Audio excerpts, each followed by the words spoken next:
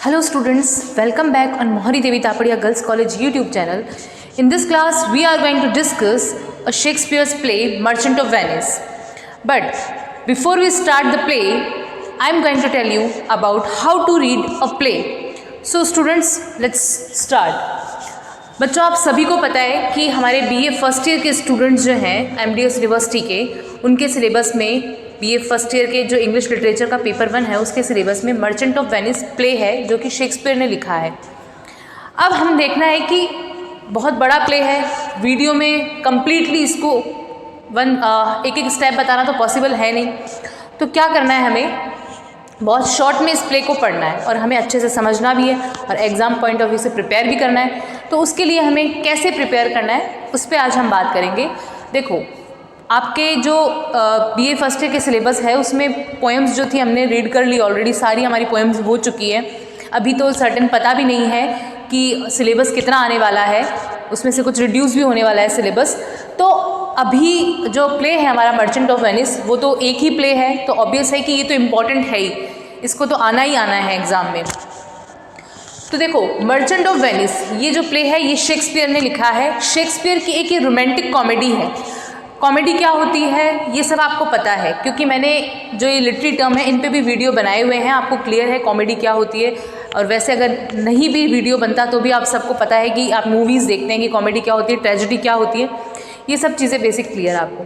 तो merchant of Venice, merchant का मतलब होता है, लिटरल मीनिंग है मर्चेंट का, व्यापारी ऑफ वेनिस। वेनिस एक जगह है इंग्लैंड की, यूरोप की एक जगह है, वहाँ का व्यापारी। ये जो स्टोरी है ये बेस्ड है मर्चेंट ऑफ वेनिस, वहाँ के व्यापारी पे, जिसका नाम है एंटीनियो। ठीक है, तो इस स्टोरी को हम पहले तो देख लेते हैं कि मर्चेंट ऑफ वेनिस कब पब्लिश हुई। 16वीं सेंचुरी प्ले है ये, 16वीं शताब्दी का प्ले है। आप सबको पता है कि जो हमारे शेक्सपियर हैं वो एलिजाबेथन एज से बिलोंग करते हैं। एलिजाबेथन एज क्या है, कब स्टार्ट हुआ, कब एंड हुआ, इस पर मैंने वीडियो बनाया हुआ है, स्पेशली आप देख सकते हैं एलिजाबेथन एज पे वीडियो। और शेक्सपियर को आप जानते ही हैं कि शेक्सपियर जो है उनका लाइफ स्पैन कब से कब तक है, 1564 टू 1616। तो उस टाइम में 16वीं सेंचुरी का प्ले है जो कि विलियम शेक्सपियर ने लिखा है, रिटन इन अबाउट 1596 एंड 1599, 96 से 99 के बीच में ये सिरसा लिखा हुआ है। और देखो, कोई भी इतना बड़ा प्ले एक दिन में तो लिखना नहीं है, इसलिए इतना टाइम लगता ही है। It is a romantic comedy, ये एक रोमांटिक कॉमेडी है about a bitter detested Jewish money lender Shylock. इसमें बहुत ही इम्पोर्टेंट कैरेक्टर है जो है शाइलॉक, जो कि इस पूरी जो प्ले है या पूरा जो स्टोरी है उसका कौन है, विलन है। बहुत ही इंटरेस्टिंग कैरेक्टर भी बोल सकते हैं आप। देखो, जो स्टोरी होती है वो हमेशा उसमें एक विलन होना भी ज़रूरी होता है, एक हीरो भी होता है। तो ऐसा ही ये कुछ जो है हमारा शाइलॉक जो क्या है, विलन है, तो इस पर भी स्टोरी बेस्ड है। वो क्या है, ज्विश है, बाय कास्ट है ज्विश, मतलब आप बोल सकते हैं कि इसकी जो कास्ट है वो डाउन है, डाउन कास्ट से बिलोंग करता है ये। अभी तो मैं आपको बहुत बेसिक रीड आउट करना बताऊंगी कि हम प्ले 1 बाय 1 कैसे पढ़ने वाले हैं, आगे कैसे जाना है हमें प्ले में। तो ये एक बंदा है जिसका नाम है शाइलॉक, जो कि मनी लेंडर है, ब्याज पे रुपए उधार देता है। ठीक है, who seeks revenge against a Christian merchant who has defaulted on a loan। Christian merchant, ये कौन सी कास्ट हो गई, अपर कास्ट। मर्चेंट कौन है, मैंने बताया था, जो पूरी स्टोरी बेस्ड ही है, एंटीनियो, ये एक मर्चेंट है। ठीक है, उस कैरेक्टर का नाम है Antonio. Who has defaulted on a loan, ये लोन में फंस गया एक। तो ये जो स्टोरी है मर्चेंट ऑफ वेनिस, ये शेक्सपियर ने लिखी है 1596 से 1990 तक सिरसा ये जो है स्टोरी लिखी गई है। मर्चेंट ऑफ वेनिस एक रोमांटिक कॉमेडी है, बट इसमें आपको ट्रेजेडी भी देखने को मिलेगी, इसमें लव भी आपको देखने को मिलेगा, इसमें फ्रेंडशिप भी देखने को मिलेगी, इसमें आपको जो है क्या बोलते हैं, डिस्क्रिमिनेशन देखने को मिलेगा कास्ट के बीच में। आई गया डिस्क्रिमिनेशन, तो डाउन कास्ट बंदे को स्पेसिफिक किया गया है कि ये ज्विश है भाई, यहाँ स्पेसिफिक किया गया कि वो एक क्रिश्चियन है, तो कास्ट डिस्क्रिमिनेशन देखने को मिलेगा आपको। इसमें मैंने बताई थी कि रोमांस लव देखने को मिलेगा। इसमें 3 कपल हैं, मेन कपल तो हमारे पोर्शिया और बोसेनियो हैं, उसके अलावा 2 कपल और हैं, तो उन तीनों की कुछ कुछ लव स्टोरी चल रही है बैकग्राउंड में। उसके अलावा जो हमारा एंटोनियो है वो एक कितना सक्सेसफुल बिजनेसमैन है, तो ये बिजनेस पॉइंट ऑफ व्यू से भी ये स्टोरी हम इसको देख सकते हैं। शाइलॉक भी ऑब्वियस है, एक मनी लेंडर दिखाया गया है उसको, तो कहीं ना कहीं कॉमर्शियल भी है स्टोरी। तो इसमें बहुत कुछ आपको देखने को मिलेगा जब हम पढ़ेंगे कि ये स्टोरी कॉमर्शियल है, लव रोमांस, इसमें ट्रेजेडी है कि जब वो अपना लोन नहीं चुका पाता है तो उसके साथ क्या ट्रेजेडी होती है। इसमें आप बोल सकते हैं कि एक प्ले है कि जो लड़कियां हैं वो लॉयर बन के जाती है, लड़कों की ड्रेस पहन के, एक वकील की एक लॉयर की ड्रेस पहन के वो स्मार्टली क्या करती है, जो बंदा है उसको छुड़ा लेती है। तो इसमें स्मार्टनेस भी दिखाई गई, गर्ल्स की स्मार्टनेस दिखाई गई है। तो बहुत सारी चीज़ें हमें इसे देखने को मिलेगी इस प्ले में हमें। बट उससे पहले हम जब ये स्टोरी मैं आपको सुनाऊंगी तो उससे पहले आपको कुछ बेसिक चीज़ें पता होनी चाहिए। तो बेसिक चीज़ें पता करने के लिए आपको किन किन चीज़ों का पता करना है मैं आपको बताती हूँ ताकि आपको क्लियर रहे। देखो, कोई भी कुछ भी पढ़े, हम पोएम पढ़ें या फिर हम कोई ऐसे पढ़ें, स्टोरी पढ़ें, नॉवल पढ़ें, प्ले पढ़ें, कुछ भी पढ़ें, हमें उनके राइटर का इंट्रोडक्शन पता होना चाहिए।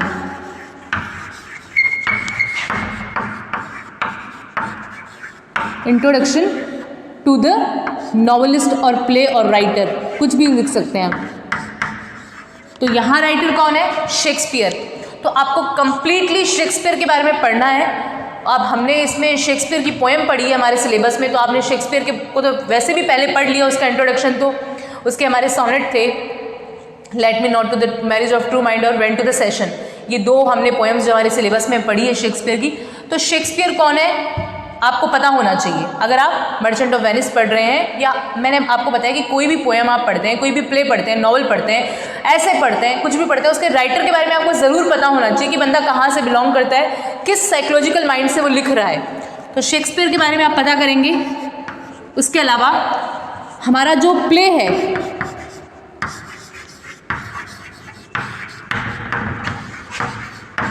इंट्रोडक्शन टू द प्ले, उसके बारे में आपको पता होना चाहिए। इसमें कैसे क्या पता होना चाहिए कि जो हमारा प्ले है वो कौन सी एज में आया, ठीक है, कब पब्लिश हुआ, कौन सी डेट पे कब पब्लिश हुआ, कब लिखा गया, और लिखने के पीछे क्या रीज़न था। वो सब चीज़ें आप पढ़ोगे तो आपको क्लियर हो जाएगी। आप गूगल कर लेना, बहुत ही फेमस प्ले है ये, और बहुत आपने सुना, इवन बहुत सारे स्टूडेंट ऐसे होंगे जिनके तो आया भी होगा सिलेबस में, सीबीएसई बोर्ड में मिल जाता है, ये शॉर्ट टाइप में समरी में मिल जाता है। हमारे तो पूरा प्ले है लिटरेचर में। तो आपको प्ले के बारे में पता होना चाहिए कि भाई प्ले जो है इसका मीनिंग क्या है, कब पब्लिश हुआ है, कब लिखा गया है, ठीक है, शेक्सपियर ने किस पॉइंट ऑफ व्यू से ये लिखा है, कौन सी एज में लिखा गया है, ये सब चीज़ें पता होनी चाहिए। थर्ड, आपको पता होनी चाहिए पूरी स्टोरी, वो तो ज़रूरी है, समरी, शॉर्ट समरी। ऐसा नहीं है कि मतलब आप एग्ज़ाम में करके आ रहे हैं तो पूरा कंप्लीट जो है एक एक चीज़ उतार रहे हैं। समरी, जस्ट आपको समरी पता होनी चाहिए, समरी ऑफ द प्ले। फिर हमारा नेक्स्ट पॉइंट आ जाता है, थीम पता होनी चाहिए आपको, थीम या फिर central idea of the play.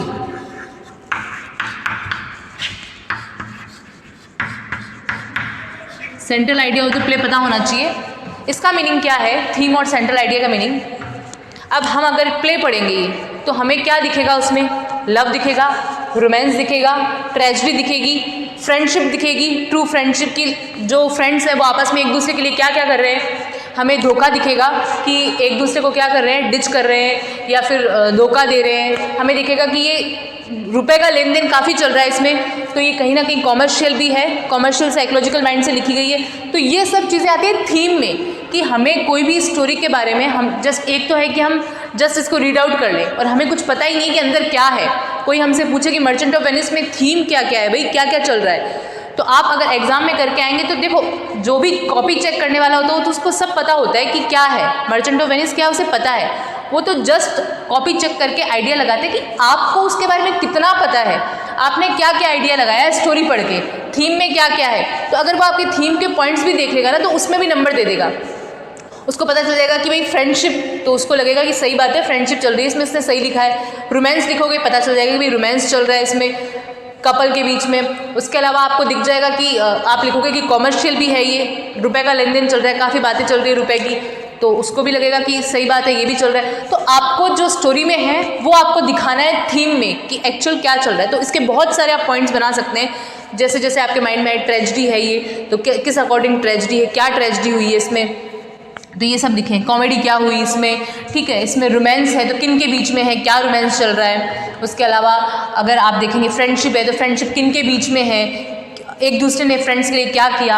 आप बोल सकते हैं कि डिसीव है, डिसीव कर रहे हैं तो कैसे डिसीव किया उसको। तो ये सब चीज़ें आपको किस में आनी चाहिए, थीम में आनी चाहिए। उसके अलावा नेक्स्ट हम लिखेंगे, बहुत ही इंपॉर्टेंट है, कैरेक्टर्स। कैरेक्टर्स, ऑब्वियस बात है कि आपको कैरेक्टर्स तो पता होने ही चाहिए कि कौन कौन से कैरेक्टर है इसमें। एंटोनियो कौन है, शार्लक कौन है, क्या रोल है उसका। आप क्या करें, एक लिस्ट बनाएं, 1 बाय 1 सबके नाम लिखें। एंटोनियो वो कौन है, हमारा जो है protagonist of the play, hero हो गया प्ले का। शार्लक कौन हो गया, वो जो है विलन हो गया हमारे प्ले का। उसके अलावा बोसेनियो, पोर्शिया, हीरोइन वगैरह, मतलब सारा आपको कंप्लीट जितने कैरेक्टर हैं इसमें इंपॉर्टेंट कैरेक्टर, आप मेजर कैरेक्टर्स लिख सकते हैं, क्योंकि ऐसे तो प्ले में बहुत सारे छोटे मोटे कैरेक्टर और मिल जाएंगे, पर जिनके सराउंडिंग एरिया में हमारी स्टोरी चल रही है, जिनके बिना काम ही नहीं चल रहा स्टोरी का, वो किस में आ जाएंगे, कैरेक्टर्स में आ जाएंगे। मेजर कैरेक्टर्स आप सारे लिखें। अब इस स्टोरी में हमारे में कपल हैं तो कैरेक्टर में तो उनका नाम आना ही आना है। उसके अलावा जैसे इसमें 3 कपल दिखाए गए हैं, एक तो इम्पॉर्टेंट है पोर्शिया और बोसेनियो, उसके अलावा 2 कैरेक्टर और दिखाए गए हैं, तो आप लिख सकते हैं 3 कपल्स इन द स्टोरी।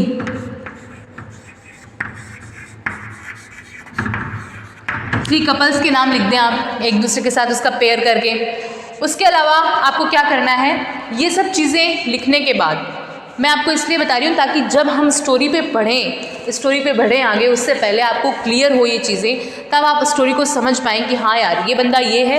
आपको ये सब चीज़ें नेट पे मिल जाएगी, अगर आपके पास बुक है तो बुक में मिल जाएगी, तो आप पहले इन चीज़ों को नोट डाउन कर लें, उसके बाद हम स्टोरी सुनेंगे तो बहुत मज़ा आने वाला है।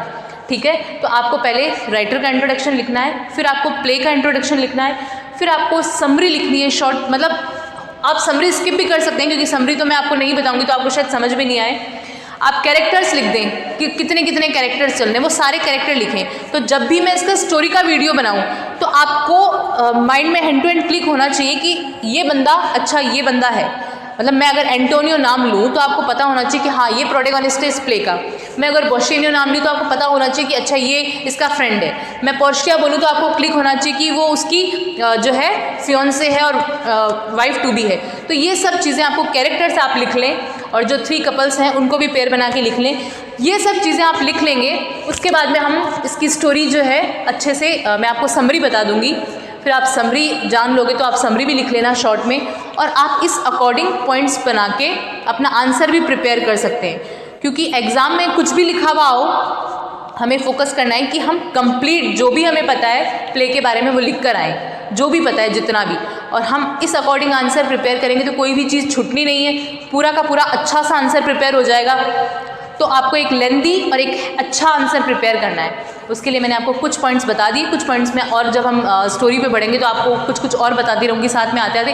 पर आप स्टोरी जानने से पहले आपका काम है आप शेक्सपियर के बारे में जानें, आप कब ये पब्लिश हुआ है देख लें थोड़ा सा इंट्रोडक्शन। उसके अलावा कैरेक्टर्स लिख लें, सारे जितने भी कैरेक्टर्स हैं वो सब लिख लो आप एक कॉपी में। तो जब नेक्स्ट वीडियो आप इसका देखें समरी का, तो आपको पता हो कि ये कैरेक्टर्स हैं। तो आपको कैरेक्टर्स अगर आपके पास बुक है तो उसमें मिल जाएंगे, अदरवाइज आप गूगल कर लीजिए सारे characters of merchant of Venice, तो आपको एक पूरी लिस्ट निकल जाएगी। और कैरेक्टर्स के आगे उनका रोल ज़रूर लिखना। सपोज़ आप शार्लक का नाम लिख रहे हो तो शार्लक के आगे आपको लिखना है कि ये विलन है या जो भी है, ये आपको वो रोल भी मिल जाएंगे गूगल पे या आपके बुक में, तो वो आप काम कर लें। उसके बाद हम समरी पे बात करेंगे नेक्स्ट वीडियो में। Thank you.